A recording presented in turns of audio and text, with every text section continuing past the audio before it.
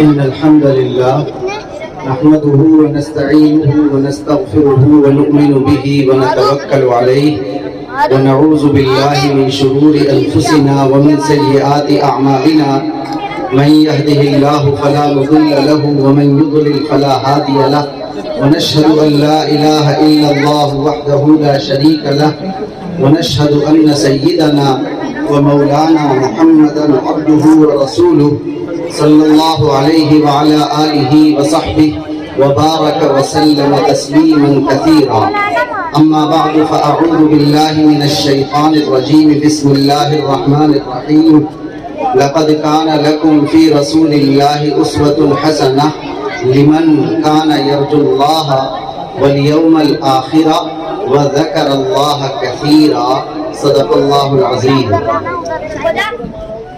عزت و احترام کے مستحق موقر حضرات علماء کرام، عزیز طلباء، بزرگوں اور بھائیوں، میں یہاں حاضر نہیں تھا کہ حضرت والا دامت برکاتہم نے کیا ارشاد فرمایا، لیکن اخیر میں نے جو بات سنی اس سے اندازہ ہوا کہ حضرت الاستاذ حضرت مولانا محمد سلمان صاحب بجنوری دامت برکاتہم نے قرآن کی تعلیم نہ ہونے کے نتیجے میں پیدا ہونے والی عقیدوں کی خرابی وغیرہ باتوں کی طرف اشارہ کیا۔ اور سچی بات یہ ہے کہ بڑوں کے بات کرنے کے بعد چھوٹوں کا، شاگردوں کا بات کرنا مناسب بھی نہیں معلوم ہوتا، لیکن جب حکم ہے اور حاضری ہے رحمت فرمائے۔ ذہن کلیئر کر لیجئے کہ میں جو آپ سے 25 منٹ بات کروں گا وہ اب قرآن کی نہیں ہے، بلکہ وہ جناب رسول اللہ صلی اللہ علیہ وسلم کے اسوے کی کروں گا۔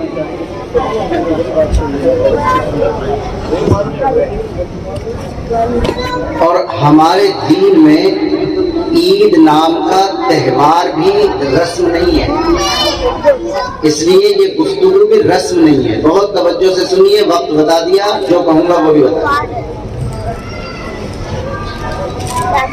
دین میں رسم نہ ہونے کی حیثیت اتنی زیادہ ہے ہمارے یہاں کہ میں پھر کہہ رہا ہوں کہ ہمارا تہوار بھی رسم نہیں ہے،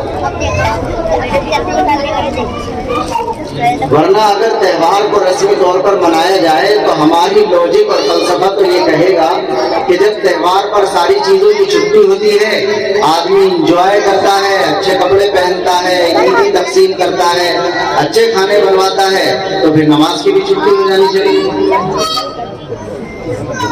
لیکن نہیں، اللہ کی شریعت نے بتلایا کہ تہوار میں یہ تو تمہیں اجازت دی ہے کہ خوش ہو، عیدی بھی تقسیم کرو، انجوائے کرو، اچھے کھانے بناؤ اور کھاؤ، لیکن یاد رکھنا غمی میں نماز نہ پڑھنے والا بھی پڑھ لیتا ہے، اور خوشی میں نماز کے پابند کی نماز بھی قضا ہو جائے۔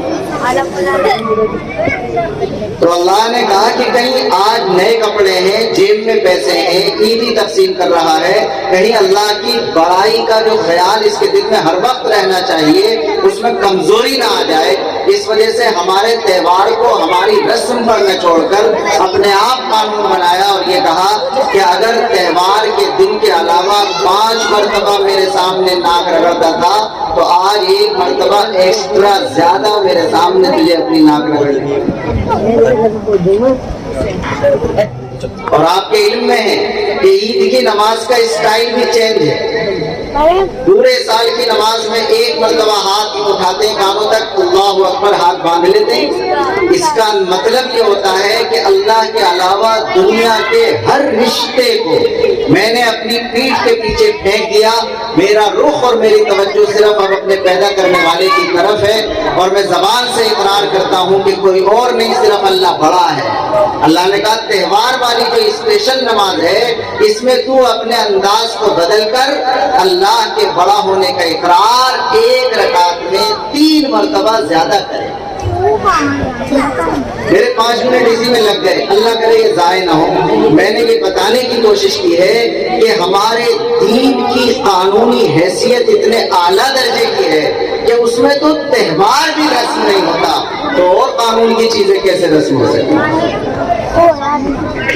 اتنی بات اگر آپ نے سنی ہے تو مجھے اندازہ ہوگا کہ اب آپ توجہ سے سن لیں کہ دیکھو اللہ کی کتاب قرآن اور اس کے ساتھ ٹچ جناب رسول اللہ صلی اللہ علیہ وسلم کا اسوہ، طرز زندگی، لائف اسٹائل، یہ دونوں چیزیں ہی اعلیٰ درجے کی گارنٹیڈ چیزیں ہیں۔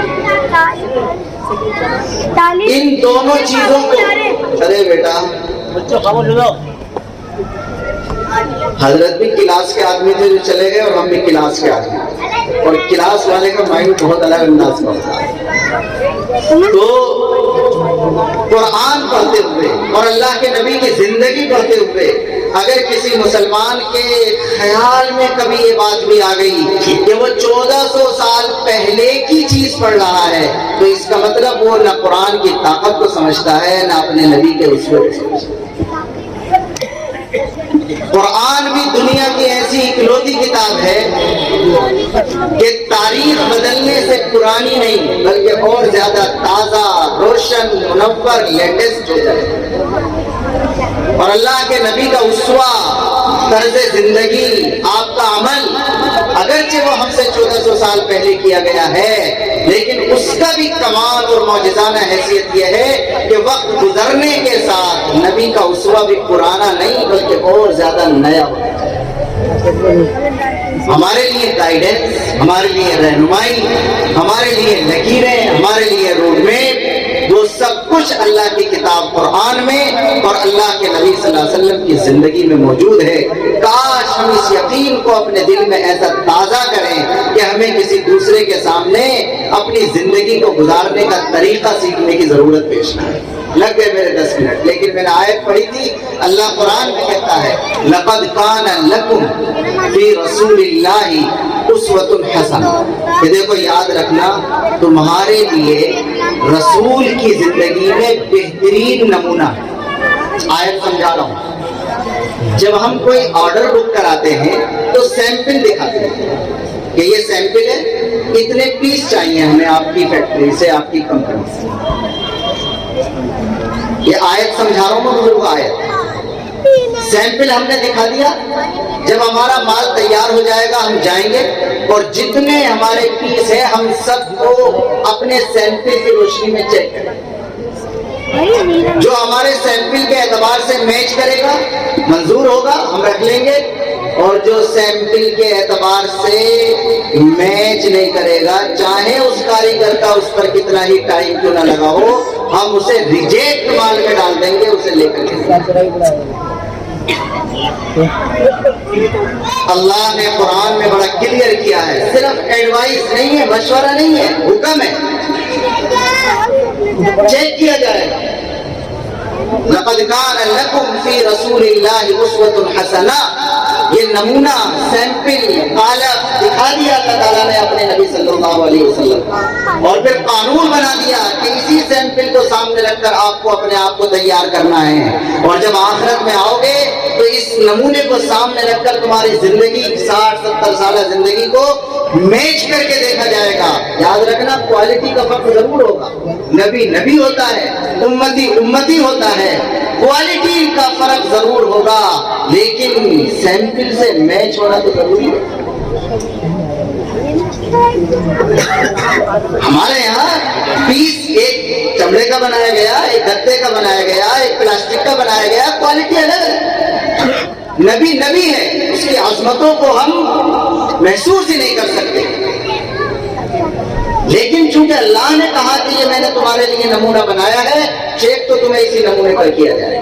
اسی وجہ سے ہمیں یہ یقین ہے کہ ہمیں زندگی میں جب جس جگہ جس قسم کی رہنمائی کی ضرورت ہوتی ہے، ہمارے نبی کی 63 سالہ زندگی کا کوئی مومنٹ ہمارے سامنے آ کر کے کھڑا ہو جاتا ہے، گھبرانے کی ضرورت نہیں ہے۔ یہ ہے اس جگہ سے بچ کر نکلنے کا وہ راستہ جو جناب رسول اللہ صلی اللہ علیہ وسلم کی زندگی میں موجود ہے۔ فکر کریں گے بزرگ جو میں بات اب کہہ رہا ہوں، اب میں بالکل شارٹ کر رہا ہوں۔ ہمارے نبی پاک علیہ السلام کی زندگی ہے 63 سال، اس کو ہم 4 جگہ تقسیم کرتے ہیں، 4 جگہ سے ایک ایک سبق حاصل کرتے ہیں، زیادہ سبق یاد نہیں رہتے، بس 4 جگہ تقسیم کریں گے، 4 فیز بنائیں گے، ہر فیز سے اگرچہ لاکھوں سبق نکلتے ہیں، لیکن آج کی گفتگو میں ہم صرف 4 پہلی زندگی ہے ہمارے نبی پاک علیہ السلام کی نبوت سے پہلے کی، جلدی جلدی مجھے تو جناب مفتی صاحب نے ٹائم لگا دیا تھا۔ جناب رسول اللہ صلی اللہ علیہ وسلم کی زندگی ہے نبوت سے پہلے کی 40 سال۔ یہ عجیب کمال ہے، اللہ تعالیٰ عام طور پر نبیوں کو نبی 40 سال کی عمر میں بناتا ہے۔ اس قاعدے سے پوائنٹوں پر استثناء ہے، ورنہ 40 سال گزرواتا ہے۔ بہت غور کرنا بزرگوں، بہت اندر سے کہہ رہا ہوں بات، 40 سال گزرواتا ہے۔ اس میں 20 سال آپ مان لیجئے کہ نابالغی کے، اگرچہ 15 سال کہے جاتے ہیں ہمارے یہاں ملکوں میں، آج کل ہمارے 18 سال چل رہے ہیں۔ پچھلے دنوں میں ایک کتاب پڑھ رہا تھا، امام حنیفہ رحمۃ اللہ علیہ کا ایک قول بھی مجھے 18 کا ملا، میں سوچتے ہی رہ گئے۔ بہرحال تو یہ مان لیجئے 20 سال تھوڑی نابالغی کے، اور اگلے 20 سال وہ اعلیٰ درجے کی جوانی کی کتابوں میں لکھا ہے کہ یہ 20 سال تقریباً 21 سال تک نابالغی ہے، 21 کے بعد 34 تک جوانی ہے، 35 سے 51 تک ادھیڑ ہے، اور 51 کے بعد جتنی بھی ہے فری میں یہ بڑھاپا ہے۔ یہ کتابوں میں لکھی ہے تفصیل۔ میں یہ عرض کر رہا ہوں کہ نبی کی زندگی 40 سال نبوت سے پہلے کی ہوتی ہے۔ وہ اللہ تعالیٰ اس وجہ سے گزرواتا ہے کہ اس سوسائٹی میں جب یہ اصلاح کا کام لے کر کے کھڑے ہوں گے تو سارے لوگ جن کو نبی مخاطب بنائے گا، کوئی کھڑا ہو کر نبی کے دامن پر کوئی دھبا نہ پیش کر دے، نبی کے کردار پر کوئی انگلی نہ ہو۔ اللہ تعالیٰ گزرواتا ہے، جوانی بھی گزرواتا ہے۔ جوانی میں کردار کو بچانا بڑا مشکل، طاقت بھی ہوتی ہے، سیکس کی طاقت بھی ہوتی ہے، جسم کی طاقت بھی ہوتی ہے۔ آدمی کبھی ظلم کرتا ہے اوروں پر، اور کبھی غلط خواہشات کے پیچھے پڑ کر ظلم کرتا ہے اپنے آپ پر۔ اللہ تعالیٰ گزرواتا ہے یہ پورا ٹائم۔ قرآن کہتا ہے فَقَدْ لَبِثْتُ فِيكُمْ عُمُرًا مِّن قَبْلِهِ، اور یہ جو نبوت سے پہلے کی زندگی ہوتی ہے یہ نبوت کے بعد والی زندگی کے لیے دلیل کے طور پر پیش ہوتی ہے۔ ہمارے نبی جس سماج میں تھے اعلان کر کے زنا کیا جاتا تھا، اعلان کر کے لوٹا جاتا تھا۔ میں بہت ہی شورٹ کر رہا ہوں۔ ہمارے نبی کی 40 سال کی زندگی میں یہ سب نکھر کر سامنے آیا کہ جب اللہ کے نبی بن گئے 40 سال کی عمر میں، اور پھر آپ نے لوگوں کے سامنے کھڑے ہو کر اپنی نبوت کا اعلان کیا، تو لاکھ کوشش کر لیجئے، لاکھ باریک چشمہ لگا لیجئے، پیغمبر علیہ السلام کی زندگی پر کسی بھی اعتبار سے کسی قسم کا کوئی ہلکا سا دھبا بھی دکھائی نہیں۔ اور بہت سی باتیں تھی، لیکن میں پھر کہہ رہا ہوں بہت مختصر کر رہا ہوں۔ پیغام کیا ہے 40 سال کی زندگی کا؟ ایک سبق، مولانا ہو، مفتی صاحب ہو، حافظ صاحب ہو، ایم ایل اے ہو، منتری جی ہو، ایم پی صاحب ہو، وارڈ ممبر ہو، چیئرمین ہو، جو بھی ہو، آپ کوئی تنظیم بنائیں، جمعیت بنائیں، مدرسہ بنائیں، سوسائٹی بنائیں، آپ عصری تعلیم یافتہ نوجوان ہو، کوئی کمیونٹی بنائیں، کوئی تنظیم بنائیں، کوئی کمیٹی بنائیں کہ اپنے سماج میں سدھار کریں۔ جو بندہ بھی سماج سدھار کے لیے اٹھ کر کچھ کرنا چاہتا ہے، نبی کی نبوت سے پہلی 40 سال کی زندگی کا سبق یہ ہے کہ اصلاح کا آغاز اپنی ذات سے کیا جائے۔ اصلاح کا آغاز اپنی ذات سے کیا جائے، اصلاح کا آغاز اپنی ذات سے کیا جائے۔ شاید میں کوئی ہماری بات آپ سے نہ کر سکوں اس وقت میں، جو کہ بہت مشکل ہے سمیٹنا چیز کو، اور پھر وقت بھی کافی ہو گیا، ہمیں بھی سمجھنا ہے۔ تو نبوت سے پہلے کی 40 سال کی زندگی کا خلاصہ ایک لفظ میں، جو بھی اپنے سماج کے لیے کچھ اصلاح کا کام کرنا چاہتا ہو تو وہ اصلاح کا آغاز اپنی ذات سے کرے۔ اس میں ہر طبقے اور سماج میں کام کرنے والے لوگ آتے ہیں، صرف مولانا نہیں آتے، دوسرے لوگ بھی کمیٹیاں بنا کر اپنے خاندان اور برادری میں کام کرنا چاہتے ہیں، ان کی بھی ذمہ داری ہے کہ اصلاح کا آغاز اپنی ذات سے کریں گے بھی انشاءاللہ العزیز۔ ہمارے نبی بن گئے، اگلی جو زندگی ہے اسے 13 سال کی رکھتے ہیں۔ دیکھو جو بات کہتا نا کہنے والا، اس کے پیچھے بیک گراؤنڈ میں کچھ چل رہا ہوتا ہے، جو کہا جائے وہ بھی سمجھنا، جو نہ کہا جا رہا ہو مگر ہو وہ بھی سمجھنا۔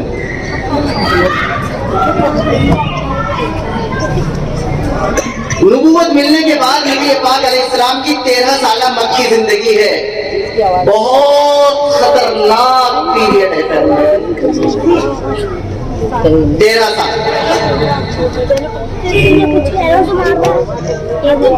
آپ کو معلوم ہے نا, وہ تو سب کو معلوم ہے مکے کے کیا حالات تھے. اب میں تفصیل میں نہیں جا رہا. طائف میں کیا ہوا, مکے والوں نے کیا کیا, ایمان والوں کے ساتھ کیا ہوا, کیسے کلمے پڑھے گئے, کیسے ایمان قبول کیا گیا, کتنی مصیبتیں آئیں. بلال, عمار, یاسر, سمیہ, کتنے لوگ مسلمان ہوئے. اب آپ حکایات صحابہ میں بھی پڑھتے ہیں, فضائل اعمال میں بھی پڑھتے ہیں, اپنی سیرت کی کتابوں میں بھی پڑھتے ہیں, علماء سے بھی سنتے ہیں. میں صرف سبق دینے کی کوشش کر رہا ہوں. یہ 13 سال جو پیغمبر علیہ السلام کے مشکل, جن میں مقابلہ کرنا تو دور کی بات, جواب تک دینے کی اجازت نہیں ملا کرتی تھی صحابہ کو. صحابہ ایک مرتبہ اللہ کے نبی سے کہنے لگے, اے اللہ کے نبی آپ دعائی نہیں کرتے ہمارے لیے. یہ صحابی کہہ رہے ہیں, صحابی اللہ کے نبی کے بارے میں آتا روایت میں موجود ہے, حدیث کی کتابوں میں, پیغمبر کا چہرہ بدل گیا, ناراض ہو گئے اس سوال سے, اور یہ فرمایا وَلَكِنَّكُمْ تَتَعَجَّلُونَ, تم پچھلی قوموں کو نہیں جانتے کہ ان کے انبیاء میں سے بعض کو آرے سے چیر دیا گیا, بعض کو بکری کی طرح ذبح کر دیا گیا. وَزُلْزِلُوا حَتَّى يَقُولَ الرَّسُولُ وَالَّذِينَ آمَنُوا مَعَهُ مَتَىٰ نَصْرُ اللَّهِ أَلَا إِنَّ نَصْرَ اللَّهِ قَرِيبٌ. جب بچہ روتا ہے تب ماں دودھ پلاتی ہے. مسلمانوں پر جب وہ بے چینی کے حالات آتے ہیں اور اللہ کی مدد کی وجہ سے مدد کے فیصلے. یہ 13 سال پیریڈ ہے آزمائش کا, صبر کا. ان 13 سال کا سبق کیا ہے میں دوہرا رہا ہوں. پہلے 40 سال کا سبق ہے اصلاح کا آغاز اپنی ذات سے. اگلے 13 سال کا سبق ہے مشکل حالات میں صبر, مشکل حالات میں صبر, مشکل حالات میں صبر. سمجھ میں آگئی جی بات بزرگ کو پوری. میری آسان باتیں کرنے کا عادی ہوں. مشکل حالات میں صبر, اس لیے کہ جب آپ مشکل حالات میں صبر نہیں کرتے تو کئی مرتبہ خود بھی مصیبت میں پڑتے ہیں, اوروں کو بھی مصیبت میں ڈالتے ہیں. لیکن یہی رکنا, میرے زور سے بولنے سے جذبے میں نہ آنا. ایک بات اور یہیں سن لیجیے, مشکل حالات میں صبر نبی کا اسوہ ہے, لیکن مشکل حالات سے نکلنے کی ہر لمحہ تدبیر نبی کی طرف فرض ہے.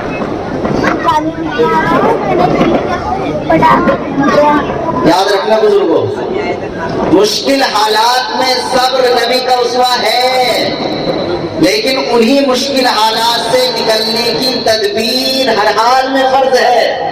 حبشہ بھیجا 2 مرتبہ, مدینے مکے آنے والے مختلف قبیلوں کے لوگوں سے نبی نے چھپ چھپ کر میٹنگ کی کہ کیا میں تمہارے یہاں آ جاؤں.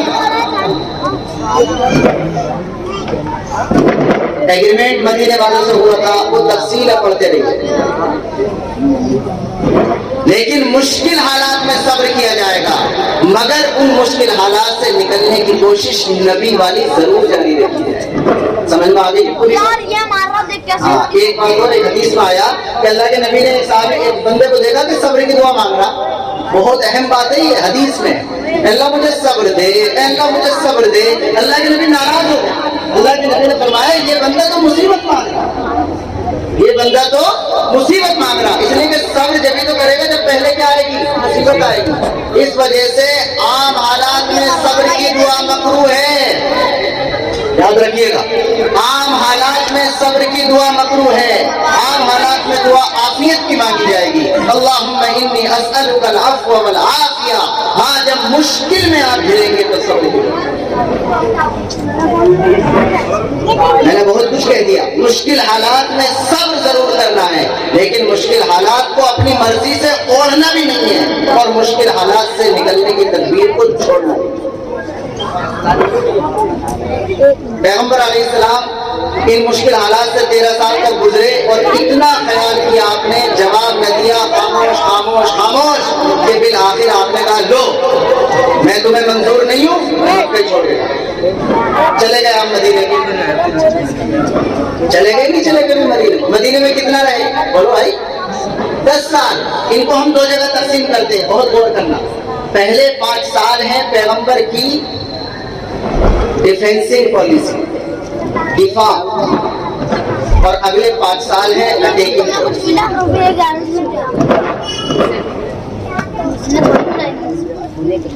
سیرت پڑھ لیے گا اور پڑھی ہو تو دوبارہ پڑھ لیے گا.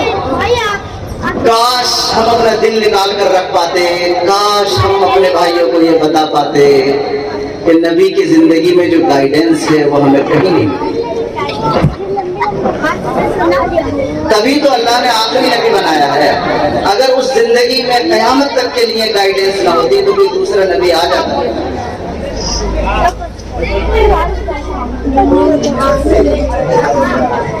5 سال ہمارے نبی نے جا کر کے کیا کیا آپ کو معلوم ہے؟ ایگریمنٹ کیا پہلے مسلمانوں کا مسلمانوں سے, اسے مواخات کہتے ہیں. اپنی کمیونٹی کو جوڑا, نمبر 1. نمبر 2, دوسری کمیونٹی کے ساتھ ایک ایگریمنٹ کیا جس میں یہود بھی, کافر بھی, مسلمان بھی, جسے نصاب مدینہ کہتے ہیں. کاش پورا وقت ہو صرف اسی موضوع پر تو 1 گھنٹہ کھل کے سمجھایا آپ کو, لیکن میں اس کا شوٹ کر کے جا رہا ہوں بس بالکل, تاکہ دماغ میں یہ بات آ جائے کہ نبی کی زندگی کو باریکی سے پڑھنے کی عادت ڈالنی ہے, سرسری طور پر نبی کی زندگی سے نہیں. 5 سال میں کتنا شاندار دفاع کیا. مکے والے 1 سال گزرا تھا کہ آگے بدر میں لڑنے کے. بدر مدینے سے 150 کلومیٹر, مکے سے 250 کلومیٹر. آپ اندازہ کریں گے کہ کون آیا, اور آپ کو معلوم ہے جس کا مجرم جاتا ہے کوئی تو دوسرے ملک سے کہتا کہ ہمارا بھگوڑا ہمیں دے دو. حبشے میں جب گئے تھے تو حبشے پہنچے تھے مکے کے لوگ کہ انہیں واپس کر دو. ہمارے نبی کو بھی یہی خطرہ تھا کہ یہاں تک آئیں گے. آپ نے ایگریمنٹ کیا کہ مدینے پر جو حملہ کرے گا چاہے وہ کسی بھی کمیونٹی کا دشمن ہو, لیکن وہ مشترکہ دشمن مانا جائے گا, سب اس سے بدر ہو گئی. اگلے سال احد, لیکن دی اینڈ ہارتے کہ نہیں ہارتے؟ ارے بولو بھائی,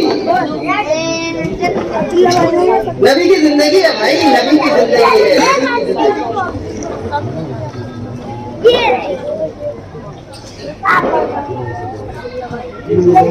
بدر, احد, خندق میں تو اتنے سر پہ آ گئے تھے کہ ہمارے نبی کو پیٹ پر پتھر باندھ کر خندق کھودنی پڑی.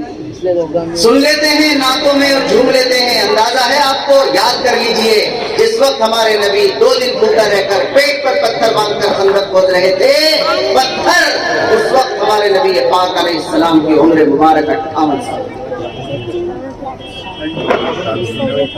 58 سال کی عمر تھی جس میں خندق کھودی. نہ مفتی صاحب کر رہے ہیں نہ آپ کر رہے ہیں, نبی نے کیا.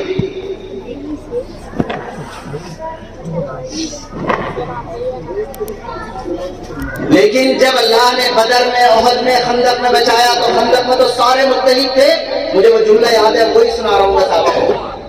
اور وہ کیا ہے کہ جب آندھی طوفان آیا اور سارے خیمے اڑ گئے, ابو سفیان نے سوچا واپس چلے.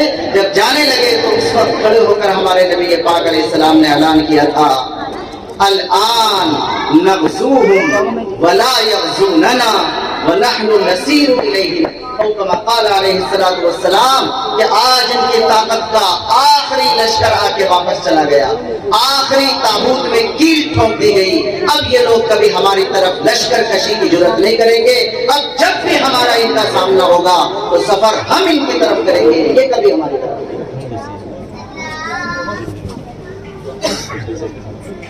یہ پیغمبر کے الفاظ بول رہا ہوں آپ کو. لیکن سبق کیا ہے ان 5 سال کا, وہ سن لیجیے. پہلے 40 سال کا سبق ہے اصلاح کا آغاز اپنی ذات سے. اگلے 13 سال کا سبق ہے مشکل حالات میں صبر, مشکل حالات میں صبر, مشکل حالات میں صبر. لیکن یہ یاد رکھنا, صبر لمیٹیڈ ہوتا ہے,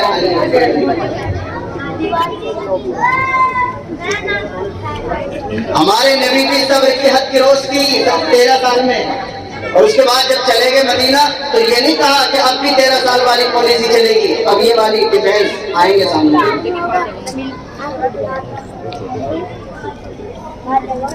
اس کا سبق کیا ہے 5 سال کا, کہ جب صبر اپنی حد کی روز کر جائے, اب جب سامنے آنا مجبوری ہو جائے تو خبردار تعداد اور اسباب مت دیکھنا, نظریے پر جم جانا, اللہ کی مدد پر بھروسہ. دوبارہ سے بتلا رہا ہوں, جب صبر اپنی حد کی روز کر جائے اور سامنے آنا مجبوری بن جائے ایک ایک لفظ سنیے گا بزرگ. تو تعداد اور اسباب کو نہیں دیکھنا، نظریے پر ثابت قدم ہو جانا اور اللہ کی مدد پر بھروسہ. وقت چاہے 20 سال کا لگے، فتح حق کی ہو. ایک سے نہیں بیٹھے یہ 20 سال ویسے کہہ دیا پڑھے لکھے لوگوں نے.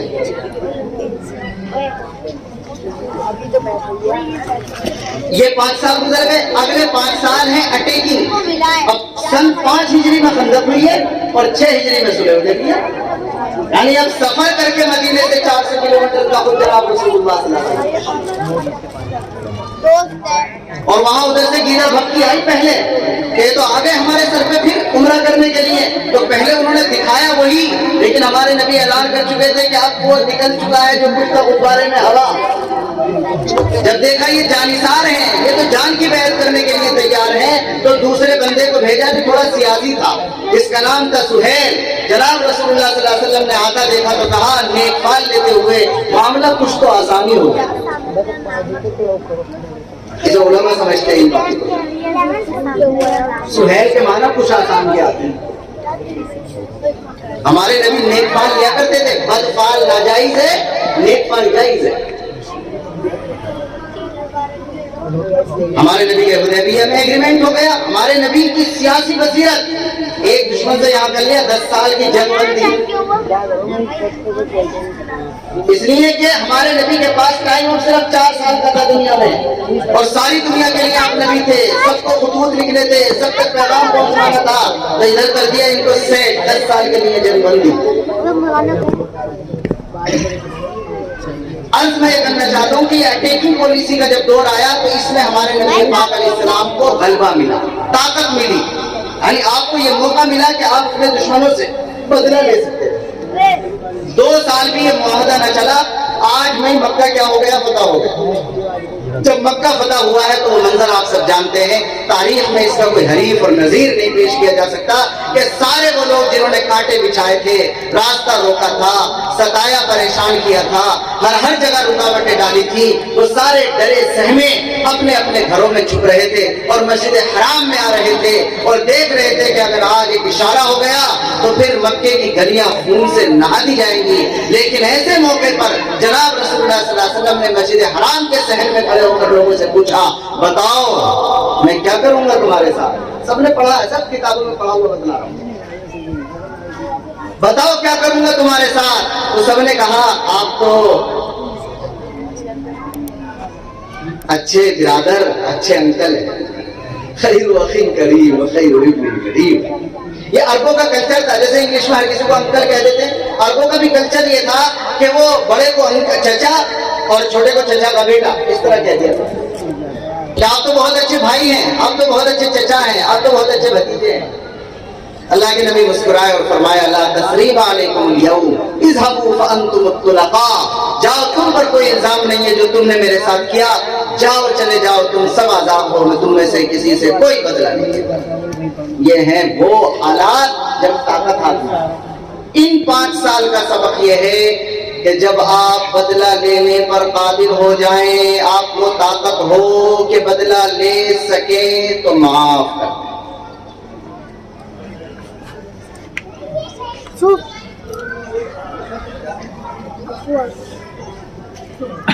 مجبوری میں معاف کرنا نہیں کہلاتا، اسے صبر کہتے ہیں. طاقت حاصل ہونے کے بعد معاف کرنا کہلاتا ہے. اور یاد رکھنا، بدلہ لینے کی اجازت اگرچہ شریعت نے ہر موقع پر دی ہے، لیکن فمن عفا، معاف کرنے والا ہمیشہ بڑا ہوتا ہے. آپ کو کسی نے تھپڑ مارا، آپ نے بھی اگر بدلہ لے لیا تو وہ سینہ تان کر چلے گا، بدلہ تو لے لیا. لیکن اگر آپ نے بڑکپن دکھا کر معاف کر دیا اور وہ تھوڑا سا بھی پاک ہے تو کبھی آپ کے سامنے نظر نہیں اٹھا سکے. آدمی بدلہ لینے سے بڑا نہیں بنتا، آدمی معاف کرنے سے بڑا بنتا. میری بات مکمل ہو گئی بزرگوں.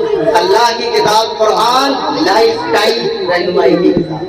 اللہ کے نبی کی زندگی اور لائف لائف ٹائم ہر کسی کے لیے اس میں رہنمائی موجود ہے۔ میں نے پوری سیرت کو ہلکا سا ذکر کیا ہے اور یوں کہا کہ 4 حصوں میں اگر تقسیم کریں تو مسئلے تو اتنی بڑی بڑی کتابوں میں ہمارے نبی کی زندگی سے کروڑوں اور اربوں میں ہیں، لیکن ہم نے 4 باتیں ذکر کی تاکہ یاد رہے۔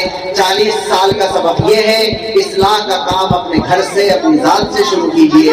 13 سال کا سبق یہ ہے مشکل حالات میں صبر کیجئے۔ اگلے 5 سال کا سبق یہ ہے جب سامنے آنے کے حالات بنے تو تعداد اور اسباب نہ دیکھیے، نظریے پر جم جائیے، اللہ کی مدد پر بھروسہ کیجئے۔ انجام کی اینڈ فتح ہمیشہ حق کی ہوگی، باطل کی کبھی نہیں ہو سکتی۔ اور آخری 5 سال کا پیغام یہ ہے جب آپ کو قابو مل جائے کہ آپ بدلہ لے لیں تو نبی کا اسوہ اپنا کر معاف کر دیجئے۔ اللہ تعالی ہمیں اپنے نبی کی زندگی کو ایک سچے مسلمان کی طرح پڑھنے اور سمجھنے کی توفیق دے۔ وآخر دعوانا الحمدللہ۔